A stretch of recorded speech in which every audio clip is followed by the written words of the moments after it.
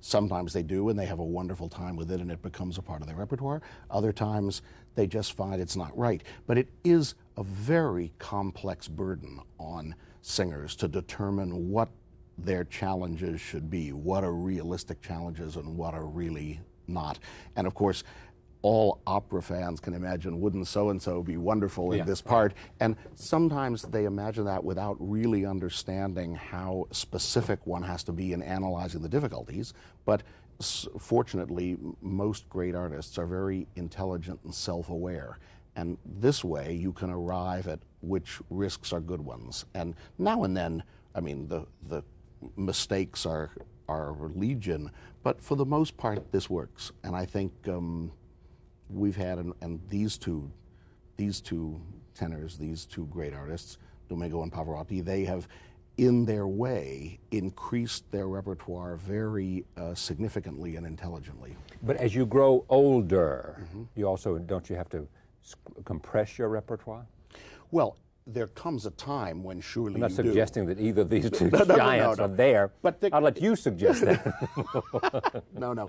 There comes a time when, after having done a great many different things, there may be some purpose to specialization. There may come eventually. How about you can't reach the note? I was going to say technical and physical limitations do come, but fortunately these two gentlemen are in great shape, and there's no doubt that as they get older, they will reduce their repertoire or they will specify. And it won't always be just that they stop doing some things they did before, but sometimes it'll be that they add things, as both of them have in the last year, that they weren't really feeling experienced or deeply enough into before that. When you look at the whole range of artists and great singers you have seen, athletes, many athletes, have enormous natural ability. A Ted Williams and a Joe DiMaggio just come to mind, right. or a lot of others. Others maximize through sheer will and other qualities a brilliant career. Right. It's not as obvious in some cases as it appears in those who you attribute their success as being simply hard work, are quick to say, I must have had some talent. But their levels of talent in terms of what happens. Is it true with singers that some singers don't have nearly as good a voice, but they do things with it intelligently and wisely in the way they choose, that their career is equally simmering? Charlie, there's no doubt that's true. Exactly as you express it. You express it very beautifully and accurately. But it has to be understood that under this generality are some specifics that are really important. There is no possibility of an artistic high quality without a tremendous number of elements going into it, which is to say, yes, the fundamental thing that someone may have what we perceive as a glorious instrument and another one not, and both of them have artistically very significant careers, do very significant work because of balances in their talents. This is absolutely true. And artists are all different, and they get from their gifts come, let's say, always in different proportions, technically, vocally, interpretively, linguistically, in terms of charisma, communication, acting, ability to understand the composer's intention, all these things all whipped up into either a winning or not a winning. Well, that's what you say. That's an interesting, because I've heard you use that expression. You look for, as you look at singers, a winning combination. Right. It is all those elements somehow that they come together, and you could recognize it instantly with a Kathleen Battle or with. Let's say you can recognize that you've got something rare instantly. Yeah. But what would be a very, very unfair and I think unintelligent way of looking at it is to jump at it, because the growth of an artist depends so much on their emotional balance, on what happens in their life. Because don't forget, artists work with their nervous systems. And if it isn't something so simple as to say, well, if somebody has a crisis or not. Crises are sometimes good for people's artistic development. But it is to say, along the road from discovering that someone is a great talent to them really contributing something artistically important and significant is a lot of hard work a lot of luck and a lot of self-awareness and experience, which only comes gradually. So you have to be very, very careful not to sort of play out this talent before it is nurtured. It would be like picking a fruit off a tree before it's ripe. Right. Yeah, and you got to be careful. But are artists prepared to accept that kind of restraint on them? I mean, do you have to almost impose it? Sometimes you do, and sometimes you impose it and they're upset and they thank you for it later. Yeah. And other times you don't have to impose it because they understand right away. And sometimes the thing misfires somehow. It's very, very delicate. And it's funny because when one describes it like that, people can get the idea, oh, everybody has to go around wrapped in cotton. It's not like that at all. It's not that kind of an extreme. But when you consider what a complexity it is for any musical artist, instrumentalist, conductor, singer, whatever, to try to absorb a composer's idea, have the technique and the nerves and the practice and the comprehension to have it inside, and then to communicate it to the listener, this is not something simple. And this is not something which will happen brilliantly overnight. But the feeling of a shooting star, of a comet, of something that is there already at the very beginning, very often true. What happens later? Look, I don't know if you want to do this, but I'm going to ask anyway. Look at those people that you have identified. Who are you proud that you have introduced to an operatic audience? I would have to say, because I started when I was so young, and now at the age of 50 recently, I just have been aware that when I started conducting, some of the real idols of my youth were still singing, and I conducted them in the later phase of their career. Like? And then, well, like Tebaldi or Tucker or Hodder or Vina. I mean, so many names come to mind. Some others slightly later, like Nielsen, when she had already done most of her career, but there was still a lot of it left. In other words, I conducted farewell performances at the Met for great genius artists like Leontine Price, later, of course. The point is that I've really been working with 3 generations, which makes my involvement in this kind of singular. The other day, the 2 tenors said to me they thought they and I had done more work together than they had done with any other conductor. And I think maybe this is true. I think maybe if one looks at the repertoire and the way of recording and the way of rehearsing and the processes, we have spent a tremendous amount of time growing together. And therefore, if you ask me to name people that I'm proud of, it's a very, very long list. Right. And it covers 3 generations. When you look at the Met, how has it changed? You were, as I remember, you became the principal conductor in '73. You became the music director in '76, and you became the artistic director in '86. And that gives you some sense of the arc of your career. How has it changed? How does this institution different because James Levine was there? Well, this I can't say, but I can say how it's changed. All right. During the time, I have to say this maybe in a slightly oversimplified way, but there was a time when the quantity of great singers for the repertoire that had been composed immediately before in the last half of the 19th century was very, very great. And this was a living operatic theater. But little by little, as the bulk of this repertoire is no longer contemporary, a lot of values have shifted, but to generalize about it's very difficult. Certain things are clear. We have a much broader repertoire than we had before. People say that we've raised the standard of the function of the orchestra and chorus higher than it ever was before. I think perhaps that's true. We're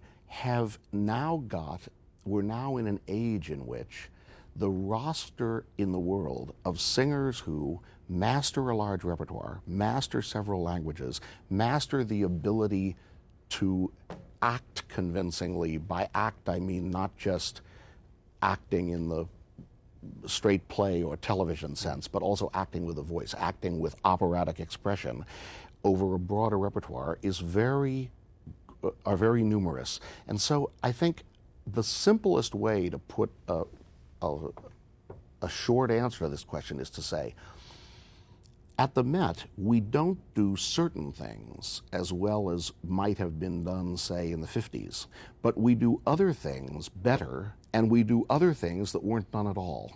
Like? Well, repertoire. Right. In other words, we have, so that in a way, the points of emphasis in opera are intrinsic depending on what the style is that you're playing. But as it's the best analogy would be to say, when I was a kid, no symphonic season went by without the Bruch Scottish Fantasy, without the Franck D minor symphony, without the Borodin Second. Right. These pieces are now rarities, but in those days you could barely hear a Mahler symphony, and now you can hear a Mahler symphony every week. It's this sort of difference that's important, and of course it's been very important to reestablish the Met as an integral company, partly European, I mean partly foreign, and partly American, but stable, because during the last years before that, the orchestra and chorus level wasn't so high as it is now, but more important, there was more a sense of guest stars, and God knows, you know, any great singer in the world we want at the Met, and we try to have at the Met, and we're lucky, I think, that we get most of the great singers of the world. Anybody broken your heart?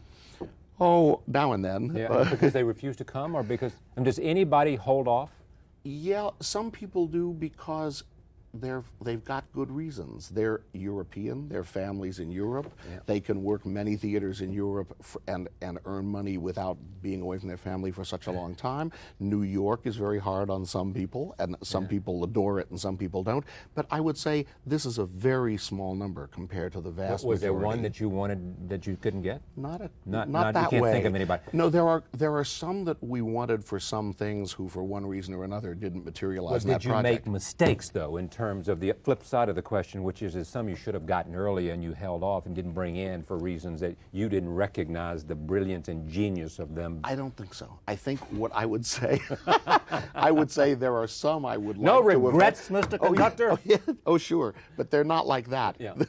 Very good. The regrets are that it wasn't possible to really get them for that project, or they really prefer to do something else. Or perhaps if you interview them, they'll say, well, but if the Met had been able to pay me a higher fee, or if it had come at a different time, but who knows. But I think for the most part, the international great artists give us more time than they give the other houses, and that seems to be because as you know, I've interviewed lots of people in your world, right, and they always make a point. I mean, it is a signal event. I mean, it is an important day in their life when they make their debut at the Met.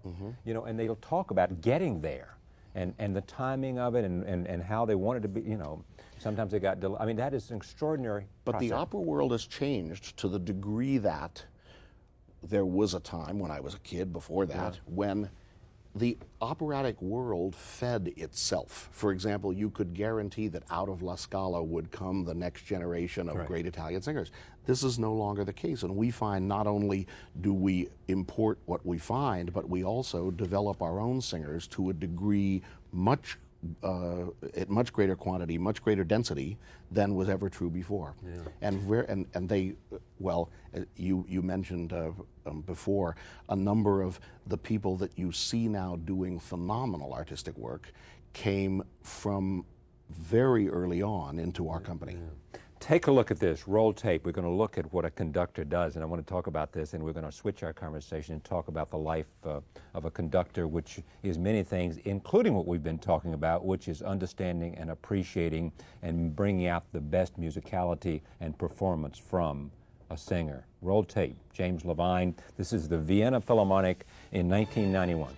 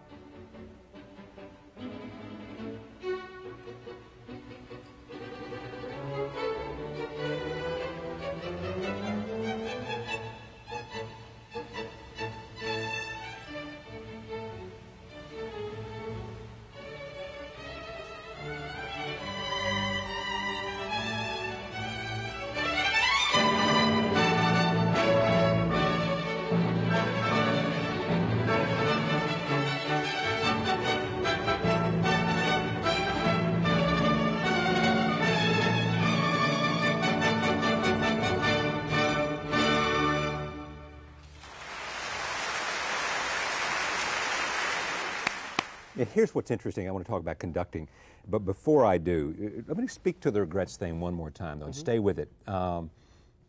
You did 22 years at Ravenna outside of Chicago.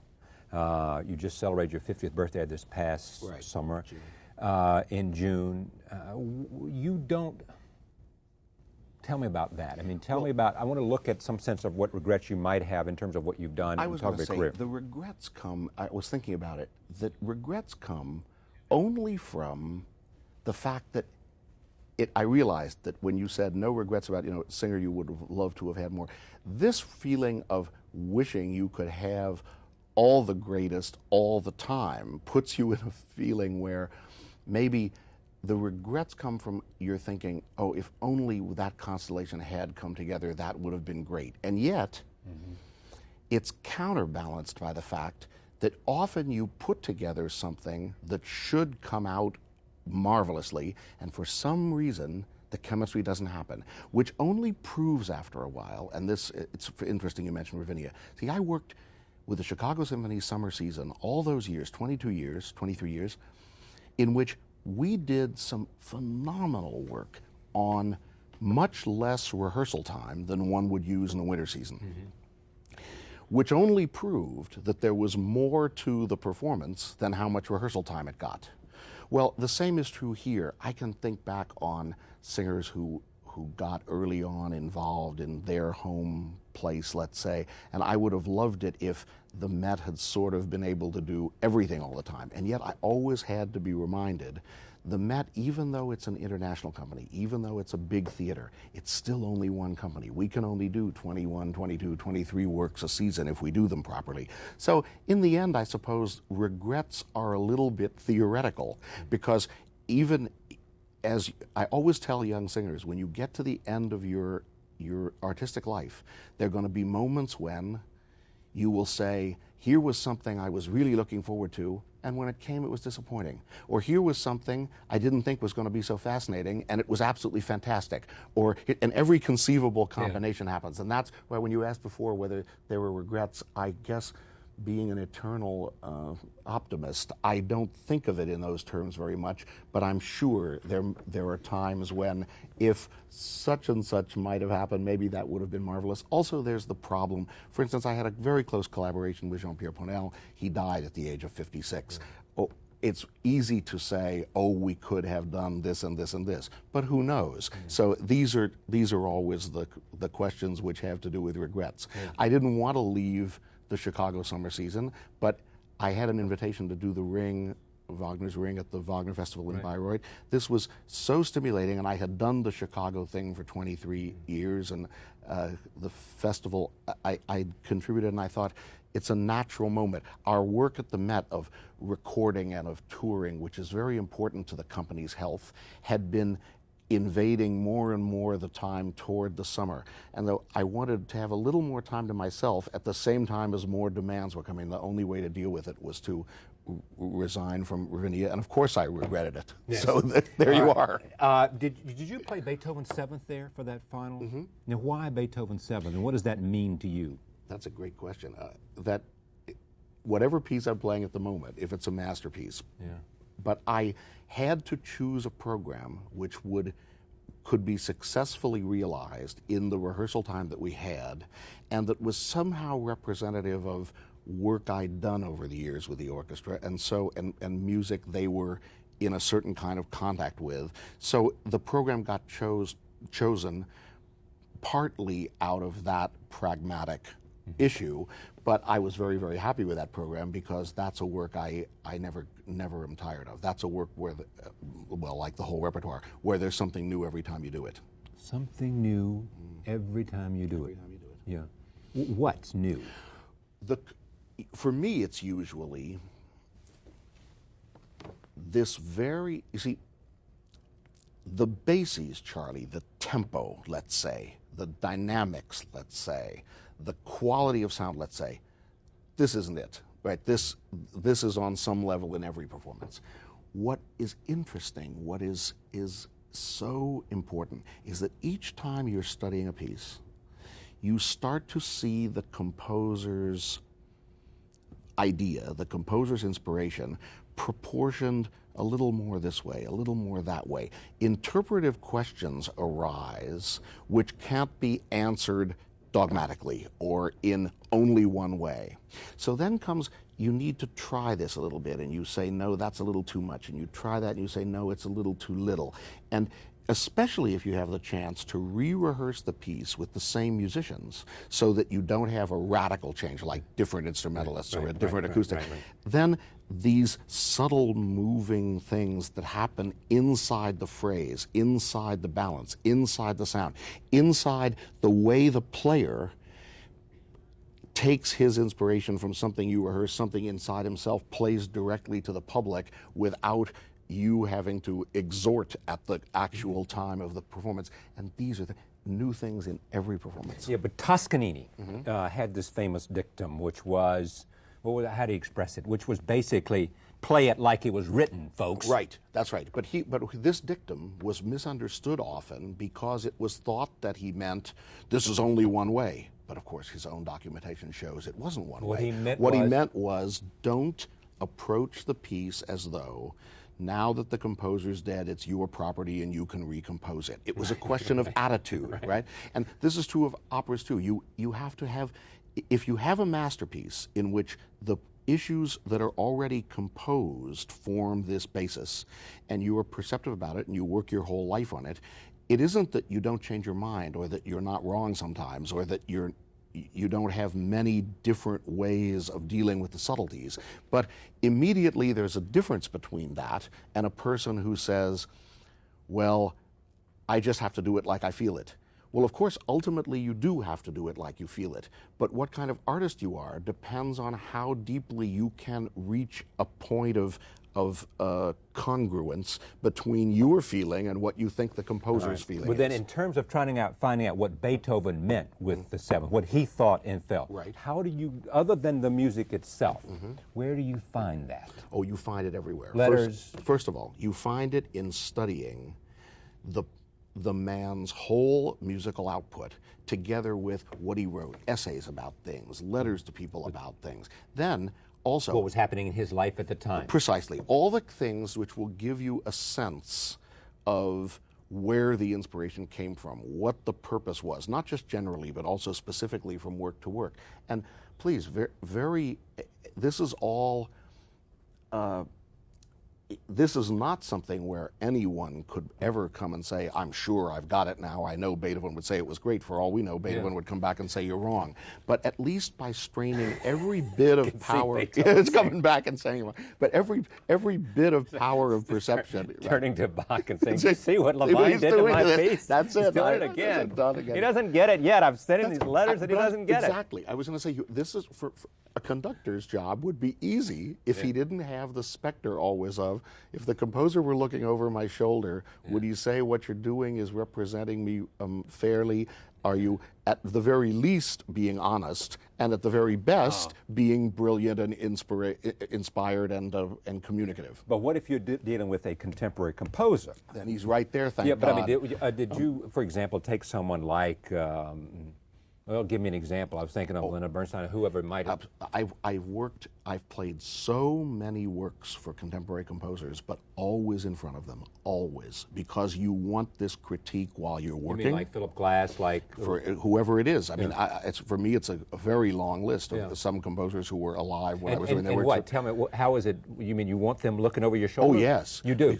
And how? Because what you want is to get as close to what they want as possible, and that means the feedback you get while you're doing it is critical.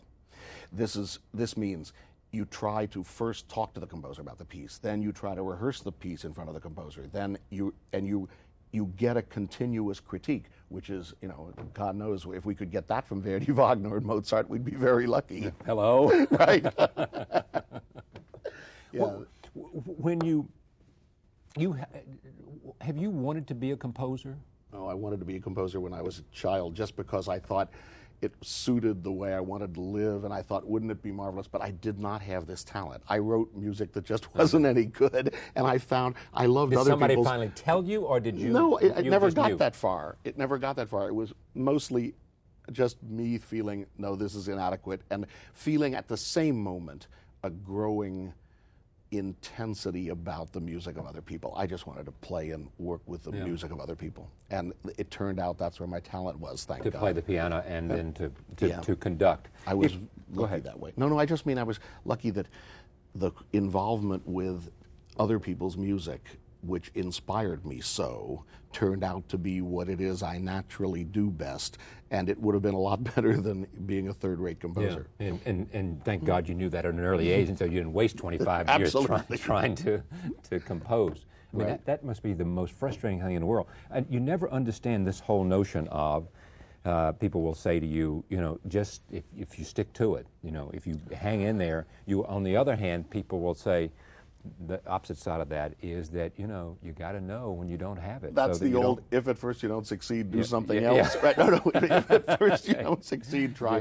But you have to know which. At first you can't compose, play the piano. You have to know. And it means what the important thing someone has to understand is wanting it is not enough. There has to be some judgment about it, which you can only gradually sense for yourself. But with a level of talent, wanting it can make a real difference in terms of how far you take the talent. Oh, please, wanting it is essential, because wanting it is your major motivation. But the point is, all talent means is that that if you work very hard, you might get somewhere. There is nothing going to happen without a tremendous hard work, a tremendous wanting it, and an awful lot of good Show fortune. me a great opera singer, and name a great opera singer. You'll show me that had international acclaim, and a career over a period of time, and you'll show me somebody that was obsessed with being good.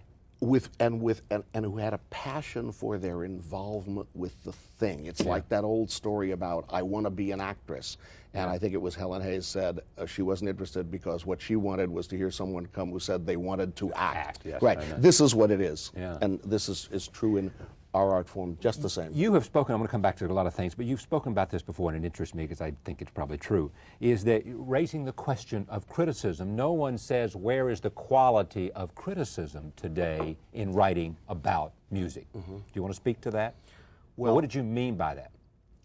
I just think that just as it's possible to find variables of quality in conducting, singing, playing the violin. The same is true in writing about the arts. And we don't see that kind of analysis of I guess it's inherent that because writers write, they are not in very much, you don't see very much of them critiquing each other, since their profession is to critique the actor or the singer or whatever. But I wish there were a greater degree, I guess, from some quarters of what might be called respect for artists. It's just, it seems to me I once was sitting at a set of auditions for a principal chair in the Met Orchestra. And I had an overwhelming feeling as these auditions progressed, which was very, very revealing.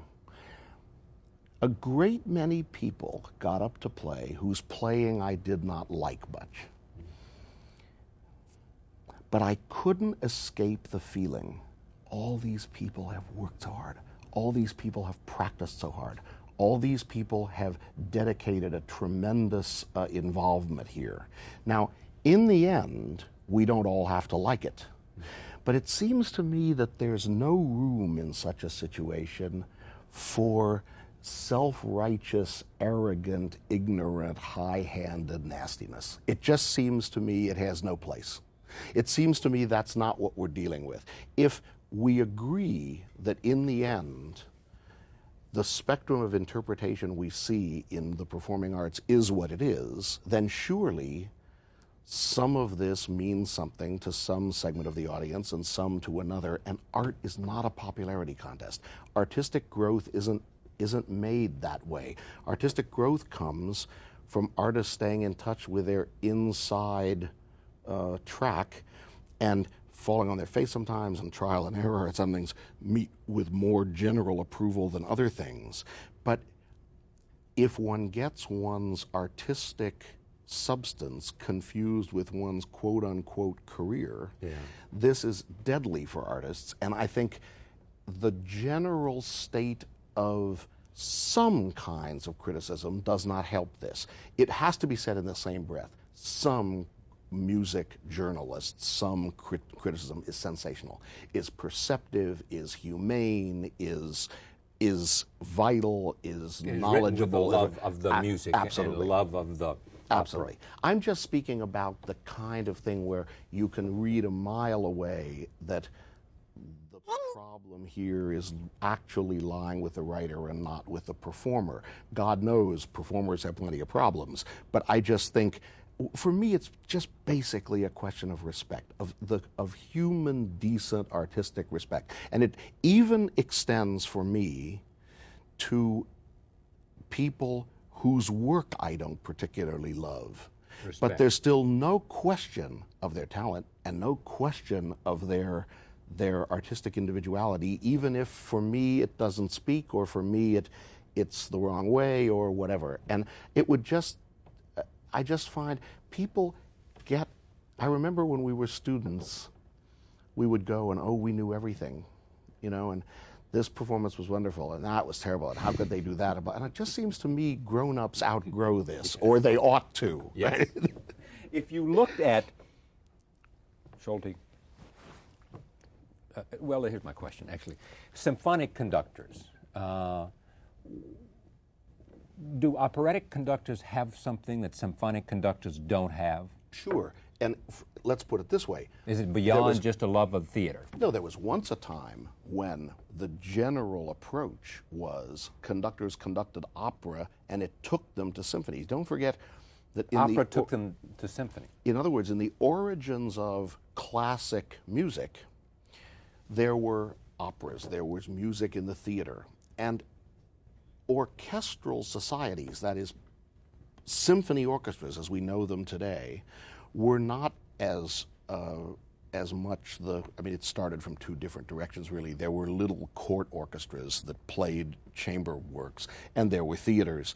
But the point I want to make is that for the longest time, all the conductors worked in opera houses, and opera orchestras played concerts, and concerts were real events. They weren't churned out in subscription series week after week trying to make an inspiration every 2 minutes.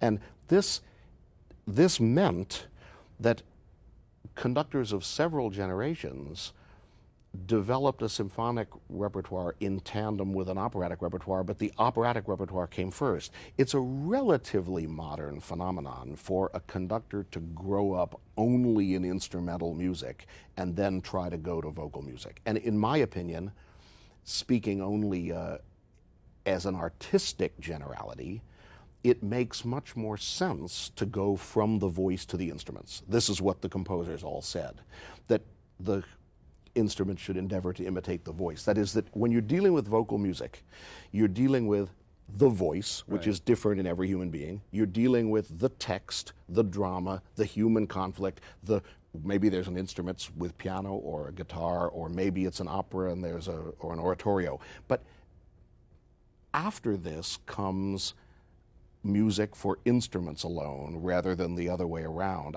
After maybe isn't the right word. I just mean that I find even now, as I work with the Metropolitan Opera Orchestra on symphonic repertoire, there's a naturalness when they play a short Strauss tone poem or a Mozart symphony.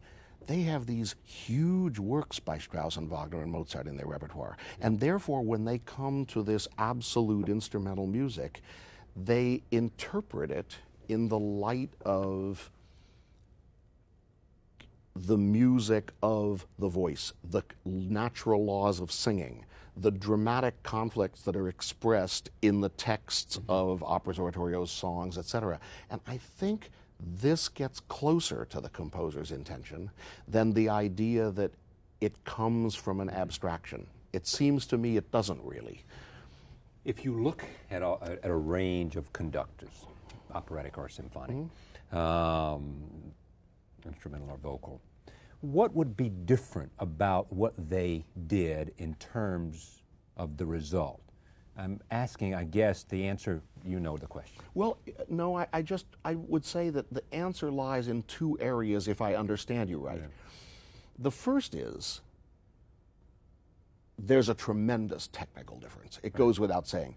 Singers breathe, they speak, they're on the stage across the pit from you. Right. The instruments are spread out here. There's a whole different technical involvement than there is if the musicians are just sitting in a half circle in front of you. But the other difference, which is much more profound, is that singing has natural laws. The voice has tension in extreme registers. Right. The voice has to breathe. The voice has a natural vibrato. The voice is of the body and is different from one person to another. So that if you use these principles when you work with instruments, your performance is much more likely to breathe, to ebb and flow in a way which relates to the nature of singing and the singing voice. Whereas if you come to instruments with an abstract idea of an instrumental sound, that will produce a very different result. But the bottom line is that what's different about you versus another conductor, another conductor, regardless of what their origins are, it is something we call the sound. You know, perhaps it is. I mean, I never think of it the orchestra sound different than the next guy makes it sound. Yeah, but and go ahead. Go ahead. No, I didn't know you were going to make another point. And my point was, and is that what is in your ear and your understanding of the music, or do you develop as a conductor a certain sound that it's lean or it's something? It hasn't been my experience that that's the case, although there have been a lot of conductors who disagree with this. I mean, the conductors argue about this. In other words, go ahead. No, I only want to say simply, an instrumentalist or a singer has a sound. Right. It is of them. It's the same way the camera is looking at your face and looking at my face. We have two different faces. Now, no matter how many people we put around here, all their faces are different. Right. Now, maybe when I work with that violin section, because of something I imagine in this piece, I ask the violin section to do something which takes them in a certain direction. But I don't ask another violin section to do that if they're already doing it, and for me what is lacking is something that the first violin section had, which means the approach is surely partly a conception of sound that I have, but the sound is only a part of it. If it were the sound, Charlie, then you would never think it valid to perform a Verdi opera with 4 different tenors, right? They all sound different, and they're all balanced differently in terms of their way of phrasing, their way of imagining, their sound. But I think this idea that we can make a generality that the conductor has a sound and the orchestra has a sound. This is fluid. We're working with this all the time. I guess that idea came from me because Miles Davis once said to me, I said, "What's the difference for you?" And he said in that voice he had, the sound. But he's right about that because, you see, he's speaking about the individual voice and his voice coming through that instrument. My God, the personality in the voice, you would have thought there were words coming out, not just tone. And this is what you strive for in instrumentalists, that comes from the idea of singing. How does the fact that you are and continue to be and play in chamber groups, a pianist, a piano player, infuse your conducting? How does it influence your conducting? Well, I think this crosses back and forth both ways, but mostly it's the other way around. Conducting influences the way you play the piano? Right. That is, you try to use the piano, it being the only, most instruments produce a single tone at once, right? Or a group of tones that you can't sustain for a long time. The piano, I don't know how to express that really well. It's got a big range, it's got the range of an orchestra, and you can reduce the notes of the orchestra onto this one instrument. Therefore, you have to ask yourself when you're playing a piano piece whether the composer was thinking in more colors than simply pianistically, or whether the piano is being used only for itself. And this depends very much on for instance, they're legion the number of composers who wrote piano versions of songs and then orchestrated them. There are this is the same, goes all the way back to Bach, writing a movement for instruments in a Brandenburg concerto and using the very same music for singers to sing in a movement of a cantata. These, in other words, the way the composer is thinking is again what you have to reach. I think what one is definitely avoiding is applying the piano too much to the orchestra, because the piano has two characteristics that aren't very vocal. You have to strike the key, right, which means no matter how you minimize it, there is a percussive attack. And once you strike the key, there's no way to increase the tone. It decays, right? The string vibrates, the tone makes a decrescendo. So that in singing and in the support of a line, thank God for that violin bow or for that breath the oboe player has that allows him to increase and shape the tone one tone to the next. Mentioning the oboe player reminds me of this story. You once told, somebody once asked you about a musical experience, and you told the story about, tell me the story. About Oh, the I oboe. will. That's a great story. I had just been apprenticed to George Zell in Cleveland. And the first thing I was conducting was a piano concerto that was very hard to accompany, Chopin second. Right. And in one of the tutti sections, a little tiny solo phrase for the oboe. And the oboist in Cleveland at that moment was a genius of a player, a fantastic player. And I found myself standing there with my little wooden stick, and there I was, and out came this little phrase, and I thought, if I had tried to teach him how to do that for 100 years, I would never have gotten close. This was his artistry coming. And I never forgot this. This is why, for me, this whole art form is so collaborative. Because even though I might suggest to someone, a little more this way, a little more that, if you're dealing with artistry on a certain level, then what this artist brings, I mean, after all, the stick makes no sound. Right? It has only to do with inspiring those musicians to feel what it is they're trying to communicate, and then to communicate it directly. And the genius of great conductors is have some sense of chemistry with that, either some sense of overwhelming personality or some sense of kinship with the musicality in the human being inside the musician that makes them rise to the occasion. You have to do, of course you have to organize a lot of things that no one sitting on his or her chair could, because they're in the middle of the orchestra. But the bottom line is, after this work is done, after you have taught it and rehearsed it and you've agreed what you're trying to do, then the whole question at the bottom is inspiring this communication, which goes from the heart of one human being and head to the heart and head of the listener. When we started out this hour, we expected to do half of our time with James Levine and do another time with the author of this book, The Culture of Disbelief, How American Law and Politics Trivialize Religious Devotion. Stephen Carter has been on this broadcast before. He is a distinguished professor at Yale Law School. We will tape a conversation with him, which will be later broadcast. I look forward to that. He is the author of Reflections of an Affirmative Action Baby. He is a brilliant law professor, and we look forward to that conversation. I thank you. I've got 1,000 other questions. We've done an hour here. I look forward to this season of the opera, and I look forward to pursuing another time this question: what are you going to do with the next 50 years in terms of music? Pleasure to have you. Thanks, Charlie. I'm going to try to do a lot of things. I got a lot of ideas. Thank you for joining us. See you next time.